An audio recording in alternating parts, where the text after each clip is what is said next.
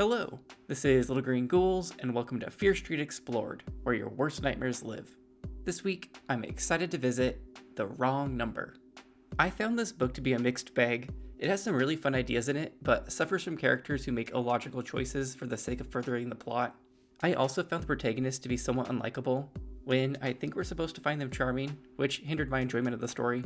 I did like that we had a full-on murder investigation. I just didn't like how it was led by Dumb and Dumber. It's still worth checking out if you haven't yet. This 1990 cover is pretty great. To me, it just invokes classic slasher movie fun. It's also one I vaguely remember seeing as a kid, which makes me think it was pretty effective. Our front take says, "It began as a prank and ended in murder," which is a nice hint at the plot of this story. Our back take says, "Please come quickly, you're my only hope," which, spoiler, they're too late. But let's check out the full blurb on the back. It begins as an innocent prank when Dina Martinson and her best friend Jade Smith make sexy phone calls to the boys from school, but Dina's half-brother Chuck catches them in the act and threatens to tell their parents, unless the girls let him in on the fun. Chuck begins making random phone calls, threatening anyone who answers. It's dangerous and exciting. They're even enjoying the publicity and uproar they've caused, until Chuck calls the number on Fear Street. To his horror, Chuck realizes he's called the wrong number.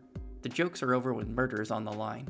Their murderer knows who they are and where they live, and they have nowhere to call for help. Okay, let's start this summary. The book opens with a prologue, although not the most exciting one considering its lack in murder, but it does have some mystery man prattling on and on and on about how he's an excellent schemer. This latest scheme of his is going to be deadly. And that's all we really get from this prologue before jumping over to our actual protagonist, Dina Martinson. Dina is busy gelling up her friend Jade's hair and gossiping.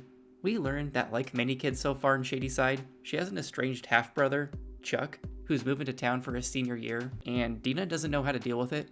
Chuck is a super senior who was supposed to graduate last year, but managed to get himself expelled, which is part of the reason Chuck's being sent to live with Dina's dad in Shadyside. The girls then briefly discuss Dina's fancy new phone, complete with the latest technology, like a speakerphone and the ability to pre-program phone numbers. It's exciting stuff for the early 90s. Jade even compares it to the control panel of a jet plane because she's so impressed by it. This quickly devolves into the girls prank calling various people. First, Jade calls her sister and pretends to be calling on behalf of them all so she can award her sister with the worst dressed award. Then, they call nerd Henry Raven for some good old-fashioned bullying. Jade pretends to be a mystery woman who is super attracted to him, but Henry knows he's being pranked and hangs up on the girls. It's then Dina's turn, and she calls R.L, who is reportedly one of the most popular boys in school, and Dina has a slight crush on him. Her phone call ends up being less of a prank and more creeper flirting. She lowers her voice seductively and tells Rob she's his secret admirer and describes herself as looking like Kim Basinger, whoever that is. Rob tries to set up a date, but she lets him know that she'll be calling again and then hangs up to have a giggle fest with Jade. It's then the next day, and Dina is off to the airport with her dad to pick up Chuck. When she spots him, she immediately knows Jade's going to be into him because he's a muscular, all-American looking hunk. The drive home is awkward since Chuck isn't one for small talk, but this soon all gets upstaged by a sudden car accident pileup. Their dad orders them out of the car and onto a hillside where he thinks they'll be safer as cars crash all around them. This is definitively terrible advice. Don't get out of the car as other cars are crashing all around you. Dina scampers off the road, but Chuck seems mesmerized by the flames of all the cars around him. He then springs into hero mode and saves a dog from a burning car, right before it explodes, action movie style. The next morning, Dina tries to make Chuck feel welcome by fixing him a nice bowl of cereal and offering to show him around the first day of school, but he rejects her offer and is basically like, "I can make friends myself, thanks." At lunch that afternoon, Jade sits with Dina and is eager for her to introduce her to Chuck, but so far Chuck is nowhere to be found. They then have some mean-spirited gossip where we learn the new it couple are Bruce Kipnis and Sherry Murdoch. The joke being that they're the two fattest kids in school, and that no one else would want to go out with either of them. This gets interrupted by sudden shouts of a fight across the cafeteria, and Dina immediately knows it must be Chuck, as someone shouts that the new kid has a knife. Let me see what you have! No! This little lunchtime brawl gets interrupted by our mystery man from the prologue, the one who won't stop talking about scheming. Well, he's still at it. This time, he's giving a countdown, declaring just one more week until his evil, deadly plan can go into full effect. He sounds like a cartoon villain. We then jump to Saturday afternoon, so I guess we won't see this fight in real time. We learn it took 3 teachers to break up the fight, and Chuck nearly got himself expelled. The dad basically threatened to throw Chuck out of the house if he messed up again, so he's been on fairly good behavior. Dina just can't stand how his face is a constant mixture of sneer and scowl, which she has dubbed the Snowl. Dina is busy washing the car in the yard when Jade stops by. The two girls then plan to spend the evening eating pizza and watching videos they've rented. Jade keeps wanting to flirt with Chuck, but Dina is quick to shut that shit down. This instead leads to more prank phone calls. Dina first calls Rob for some more secret admirer flirting. They then get ready to call their next victim when Chuck enters the room, causing Jade and him to immediately begin eye-fucking each other. Chuck then reveals he was listening on the other line and knows all about their little prank phone calls. Jade wants him to join in on the fun, but he immediately takes it to the extreme and places a bomb threat at the local bowling alley. Does Star 69 not exist yet? I feel like bomb threats are something that would earn you a visit from the police pretty quickly. Jade gently reminds him that bomb threats are illegal, and then they're mostly just targeting kids from school, so Chuck decides to call Bobby McCory, the boy he got into a fight with earlier. Chuck puts on a gravelly voice and tells Bobby that he's the Phantom of Fear Street and that he's been watching Bobby, which quickly freaks Bobby out. Chuck reminds Bobby to lock all his doors and windows and then hangs up the phone with an evil laugh. Dina and Jade tell him it's not a good idea to joke about Fear Street, but Chuck starts shouting about summoning the spirits of Fear Street, which Dina does not approve of. Then there's a flash of lightning and all the power goes out. Chuck seizes the opportunity to play dead on the floor and gives the girls a jump scare when they try to examine him more closely. Jade then mentions she should be heading home, and Chuck decides to join her because there is romance in the air. The next day, Chuck helps Dina with her math homework, and she's trying to reconcile with the fact that there seems to be two sides to Chuck, the kind and brave side, and the mean and immature side. We then jump to Monday after school during lunch, and Dina is horrified to see an article in the newspaper titled, "Bomb Threat a Hoax, Police Say." This article also includes a cameo from Corey Brooks, who was just bowling that night and wanted to finish his game. Dina is full of anxiety, while Jade sees the article and is just excited by the whole thing. Dina wants to stop the prank phone calls immediately, but Jade reminds her that this is a democracy, and they need to wait and discuss it with Chuck too. It's then Saturday night, and Dina decides to host a little backyard barbecue for Jade and Chuck to hopefully distract them from making more prank phone calls. It works as they all sit around the backyard listening to Jade's portable tape player, and Chuck and Jade seem much more interested in each other than the phone.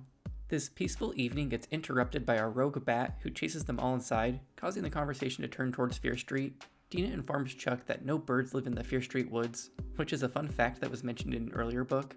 Chuck declares he's going to show them that Fear Street is nothing to fear, and proceeds to call the first Fear Street address he can find in the phone book. Dina is relieved when no one answers at first, but then the room is filled with the frightened pleas of a mystery woman over the phone, as she begs for them to come quickly because he's gonna kill me. The three teens can hear the sounds of shattering glass and the woman being knocked away from the phone. A man's rough voice then appears over the phone, demanding to know who they are and tells them they have the wrong number before hanging up. Dina wants to call the police, but the other two don't want to, because then we couldn't progress the plot the way Stine has envisioned. Instead, Chuck wants to drive over to the house to see what's happening for himself, and Jade agrees to this because she's stigmatized. Dina ends up agreeing to drive, so off they all go to 884 Fear Street, conveniently located near the cemetery. The name listed at the address is Faberson, which we haven't heard of yet.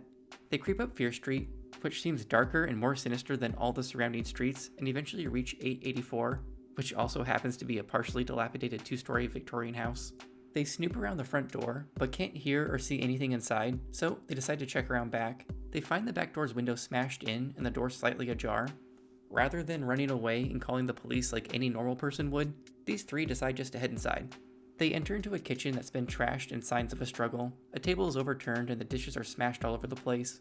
They then spot a telephone in the living room, covered in sprays of blood, and right next to it is a body on the ground with an arm outstretched towards the phone with a pool of blood spreading across the carpet. Chuck gets closer and confirms the bloody body is a woman, and it looks like she's been stabbed a bunch of times. He flicks on a light, and now they can see the living room is also trashed like the kitchen. Chuck then grabs the phone and starts to call for help, because I guess this woman is potentially still alive. But before he can finish his call, a masked man comes lumbering down the stairs. He throws a tire iron at Chuck, nearly hitting him in the head. Chuck then snatches up the carving knife from next to the woman's body, and waves it around at the masked man as the girls make their escape out the front door. The masked man taunts Chuck that he'll never actually use the knife on him. In response, Chuck heaves the knife at the man and races out the front door after the girls. All three of the teens pile into the car, and Chuck drives them out of there before the masked man is able to reach them. They're not free yet though, because Chuck accidentally drives down a dead-end street, which gives the masked man enough time to catch up with them in his own car. We then have a few pages of wild car chase, where the kids seemingly lose the guy. They decide to drive back to Dina's house when the car reappears. It just drives by, but now it's clear the masked murderer knows where Dina and Chuck live. Inside, Chuck dials 911 and requests an ambulance to 884 Fear Street, but doesn't give his name. Instead, he says it's the Phantom of Fear Street because he's a fucking idiot. Are we really supposed to believe that there's no way to trace these calls? I called 911 a bunch of times when I was like 3, and the cops stopped by the house to inform my mom of what I was up to, and that happened in the early 90s. Dina's like, what about the masked man? Shouldn't we report him too? But Chuck doesn't want to get in any sort of trouble, and is like, besides, we couldn't describe him anyways because of the mask. And the girls agree with this logic. We then jump to Dina waking up from a nightmare. She hears the sound of a car outside and immediately thinks the worst, that the masked man is back. There's a knock at the door and she grabs a vase to use as a weapon, but when her dad opens it, he's met by the police. Detective Frazier wants to chat with Dina and Chuck, so everybody is led into the kitchen for what I'm sure is about to be some BS courtesy of Chuck. The detective asks where they were this evening, and they lie and say it was just the two of them at home all night. He then asks if they know anyone at 884 Fear Street or have ever called there, and they again lie and say no. This is all incredibly stupid because Chuck doesn't want to get in trouble, so the solution is to lie about everything, effectively making the situation even worse, because it's then revealed that Miss Faberson interrupted a burglary in progress and was stabbed to death. Her husband then showed up just in time to see 3 teens fleeing the scene and got their license plate number. You'd think this revelation would be enough to get them to start telling the truth, but nope. Chuck and Dina stick to their lie. Their dad tries to throw the cops out, telling them they can't talk to his kids anymore without a lawyer. The cops then spill that they have evidence that the kids are lying and will be back for a warrant for their arrest because apparently there's green mossy mud on the tires of the car that's only found at the end of Fear Street. That's some quick forensics. It's becoming pretty clear to me that the masked man was Mr. Faberson, who killed his own wife and is now framing these 3 idiots because they're too stupid to tell the truth for reasons that don't make a whole lot of sense. I'm hopeful I'm wrong though, and it's more interesting than that. The story then jumps to another chapter from our mystery schemer, who is rejoicing in his successful murder and mentions how he'll just need to lie low for a bit before he can move on to the next part of his plan. Again, this man reads like a cartoon villain. We then hop to Sunday morning, where Dina is waking up after just being interrogated by the police for most of the night. In the backseat of the cop car, Chuck instructed her to stick to the story and not say anything, which she agreed to. I'm not gonna lie, my enjoyment of this story is decreasing rapidly. I just can't with story logic that's this senseless. At the police station, the cops keep trying to get Dina to name the mystery third person, but she sticks to her and Chuck's story about never leaving the house that night. Eventually, her lawyer shows up and she's able to go back home, but Chuck has been arrested because they found his fingerprints on the carving knife. The next morning, Jade comes over so she can help Dina explain exactly what happened, and we get another supremely stupid scene where the girls try to explain how the prank phone calls ended in murder, but everyone acts like it's just so complicated that there's no way Dina could possibly explain it to police in a coherent manner. We then hop to these 2 girls explaining what really happened to the detectives, and they of course don't believe them either, especially after they learn that Chuck was behind the fake bomb threat. The fact that these kids made a series of really dumb decisions also isn't helping their case. It's school the next day, and the 2 girls are outside reading an article that basically accuses Chuck of murder and lists Dina and Jade as accomplices, so they're in for a wonderful day of high school. The general consensus of the school at this point is shock and disbelief, because most don't think Chuck is really capable of committing murder. Lisa Bloom, who's been in like every single one of these stories so far, shows up to get the gossip because she's the assistant editor for the school newspaper. Dina and Jade are basically like, no comment, but Lisa pries more into the prank phone call situation that was happening before the murder, so that's probably not going to go well for Dina and Rob. Or, actually, maybe not, because Stine loves any opportunity for some forced teen romance. At lunch, shocker, handsome Rob appears and wants to know more about these prank phone calls Dina made, and basically ends up asking her out on a date. Dina would be ecstatic if you know her brother wasn't being charged with murder and her as an accomplice. Regardless, it looks like Stine has squared away his final chapter with these 2 lovebirds. That night, Jade calls Dina and tells her to switch on the news. There, she sees Mr. Faberson being interviewed and immediately recognizes his voice as the masked burglar. So, he killed his own wife and is framing the kids. I'm still hopeful for more of a twist here. Dina tells Jade she's going to tell the detectives first thing in the morning, and she's just like, good luck with that, considering they don't believe us about literally anything that happened that night. Jade is right, and when Dina calls the detectives, they just mock her voice analysis of Mr. Faberson. Jade moves on to the next plan. She thinks they should investigate the restaurant that Mr. Faberson owns. So naturally, after school, they put on wigs and makeup and proceed to head over to the restaurant in their quality disguises. Dina thinks they're just going to order food and look around, but Jade launches into a different direction. She learns there's a job opening to an assistant for Mr. Faberson, and she says she's here for the job.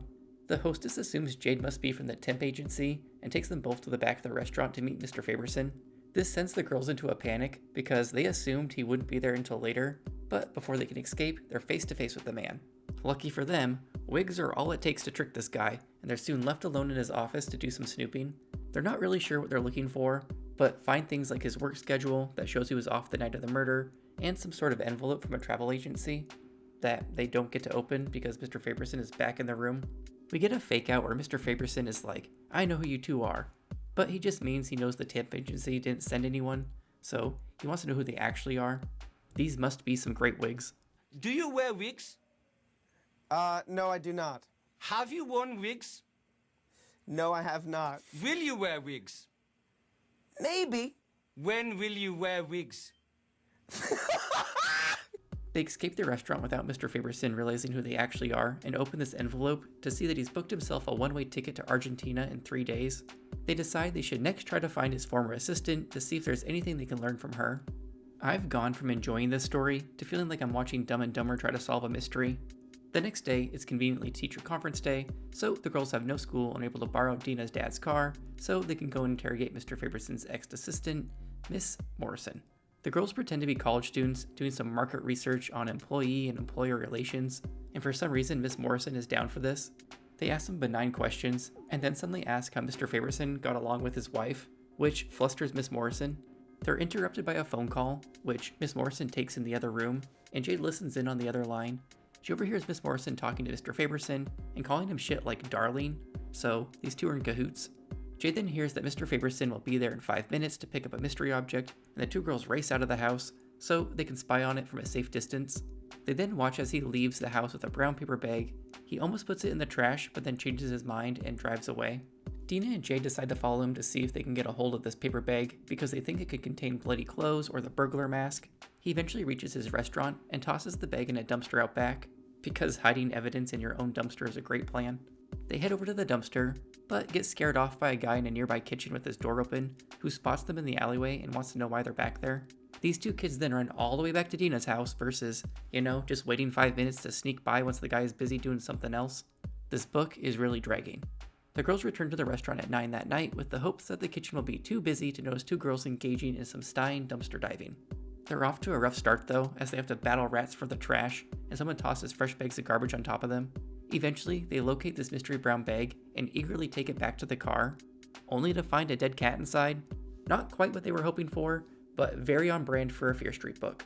Right before driving away from the restaurant, a hand from the back seat grabs Dina by the shoulder, and she can see the masked man in the rearview mirror. He tells the girls, "Don't ever let me see you again," and then exits the car into the night. The next day at school, Rob tries flirting with Dina, but she's too busy stressing to enjoy it properly. Instead, she decides to go visit Chuck in jail for the first time, even though he's been locked up for like a week at this point. At the jail, Dina worries that Chuck will become a hardened criminal, but when she spots him, he's actually just pale and thinner. They rehash the plot together so far, before Dina decides Jade and her will just need to break into Mr. Faberson's house on Fear Street and snoop around. The next morning, Dina and Jade plan to break into Mr. Faberson's house that evening. Later, it's storming to set the mood, and the two girls take the bus over to Fear Street for a little B&E. They enter through the back door and immediately notice that Mr. Faberson hasn't bothered to clean up since the murder. The kitchen is still trashed and the living room is covered in bloodstains, complete with a chalk outline on the floor of his wife's body. We have multiple pages of these girls creeping around this murder scene before Jade finally comes across a letter in Mr. Faberson's study from Mrs. Faberson, where she basically says she wants a divorce because he's blown through most of her inheritance on his failure of a restaurant and she's over it. Dina wants to leave with this letter, but Jade insists snooping around some more, which results in Mr. Faberson coming to the front door. They sit quietly in the study until they can hear him snoring from the couch downstairs. At first, they try to sneak by him, but it ends up being too risky, so they hide back in the study. In the process, they knock over a wastebasket, causing Mr. Faberson to wake up and head upstairs. The girls hide in a closet, but once Mr. Faberson notices water from their ponchos on the floor, he flings open the closet door where they're hiding. Jade screams so loud it briefly shocks the man, and they're able to burst out of the closet. Mr. Faberson and Jade then wrestle for a bit until he slams her into a desk, causing her to give up. Meanwhile, Dina flees down the stairs, but gets cornered in the kitchen after Mr. Faberson reveals that he knocked Jade unconscious. Dina tries to knock him out with a frying pan, but this fails and she gets dragged up the stairs by Mr. Faberson and tangled up in her own poncho. He also notices the incriminating letter in her waistband and snatches it back. Dina starts shouting how they know he killed his wife, and he's basically like, "Yep, you figured it out," and locks the girls in their room. There go my hopes for a more interesting twist. Jade wakes up and has a giant bruise on her forehead. They notice a large tree outside the window and decide to try crawling down it to escape. They get into the tree itself, but struggle to get down. Don't worry though, because Mr. Faberson appears with a chainsaw. This book is somewhat redeeming itself now, with Mr. Faberson going into full-on maniac mode. The girls hold onto the tree as it vibrates, and Mr. Faberson is sprayed with sawdust down below them. In the distance, Dina spots a cop car racing towards the house. Soon, Detective Frazier is out of the car and blasting his gun at Mr. Faberson. After a few shots, Mr. Faberson drops to the ground and the detective turns off the chainsaw. The detective hurries and locates a stepladder and pulls these girls out of the tree like a couple of cats. During this process, the tree tips over and crashes into the house at the last second, and Dina passes out from all the excitement. When she wakes back up, she's on the porch surrounded by the cops, her parents, and Chuck. We learn Mr. Faberson wasn't fatally wounded and will probably stand trial. We also learn that Mr. Faberson was their #1 suspect all along, and they just didn't want him catching on to them, so they let Chuck look like the guilty one. Dina's father even agreed to keep Chuck in jail to help teach him a lesson. At this point, Chuck is completely understanding versus being absolutely livid like he should be. No one in this story has acted in a realistic way, so I don't know why I'm expecting them to now. Dina and Jade shared the evidence they gathered with the police, and the police revealed that Chuck was the one who called them and warned them that the girls had planned on breaking into Mr. Faberson's house, which they knew would be a terrible idea. On Monday at school, Dina and Chuck and Jade are the talk of the town. Chuck and Jade are in full-on romance mode, Lisa Bloom stops by to pester them for a newspaper exclusive, and Rob and Dina make plans to go on a date. And that's how this one ends. Exactly how I thought it would, with Rob and Dina getting their romance on. Overall, I thought The Wrong Number had its ups and downs. It was a solid idea for a story with these teens stumbling across a murder in progress, but it was clunky in its execution. My biggest complaints are mostly centered around the fact that these kids wouldn't call the cops when any reasonable person would, and that they lied about the murder night for really flimsy reasons. I also didn't enjoy Dina or Jade all that much, so watching them play detective for a very obvious mystery felt like a drag to me. I did enjoy the climax though, with these girls about to get chainsawed, even if that itself was a fairly silly setup. I'm gonna give this one 3 out of 5 wigs. Despite its flaws and padding, it was still a solid story, just nothing to call home about. Okay, for Fear Street deaths, in The Wrong Number there was one. This was poor Mrs. Faberson getting stabbed to death in her living room with a carving knife. I was excited to add Mr. Faberson to the total, but sadly he survived his gunshot wounds. This brings our Fear Street series total to 5 deaths. In Fat 90s Moments, we had 7 this week. These included Freddy Krueger, fancy phone technology, renting videos, calling boys hunks, REM, portable tape players, and the Dire Straits. This brings our Fear Street series total to 34. For useless adults, we had quite a few this week. First, we had our detective pair, Mr. Frazier and Mr. Monroe, who started this story completely ignoring murder motive, and then kept the girls in the dark around the actual suspect, causing these girls to complete a more thorough and dangerous investigation of their own. On a related note, Dina and Chuck's dad made the list this week for leaving his son in prison as a murder suspect to teach him a lesson about prank calls. That's a little extreme, Pops. This brings our Fear Street series total to 7. In What's Your Favorite Scary Movie, we had one scary phone call, and it was a doozy. This was, of course, the phone call interrupting a murder in progress. This brings our Fear Street series total to 8. This week, in Romance, we had Chuck and Jade getting it on by the end of the book, and of course Dina and Rob getting together in the last few pages in a completely predictable turn of events. This brings our Fear Street series total to 7. Our cheesy ending this week is what I just mentioned. We had Dina and Rob getting together after Dina was a creepy phone stalker throughout the book. This brings our Fear Street series total to 5. Well, that's it for Wrong Number. I jinxed myself with this book by psyching myself up for some Scream-esque scary phone calls. I didn't expect a book centered on 2 dummies playing detective. Next week, I'm mixing it up with a Give Yourself Goosebumps story, starting with Escape from the Carnival of Horrors. I figured I'd try to throw in one of these every 5th Fear Street book or so. We'll see how it goes though. I have concerns around making a cohesive video out of these things. Let me know in the comments what you thought of The Wrong Number. What did you think of Jade and Dina? Are you ACAB like Chuck? Where do you think the sequel to this one will go? Also, what did you think of my scary phone call clips? I may have gathered most of these clips before finishing the book because I thought phones would play a bigger part of the story than they did. Oh well. Anyways, as always, thanks again for watching and make sure you subscribe for the pride, the love,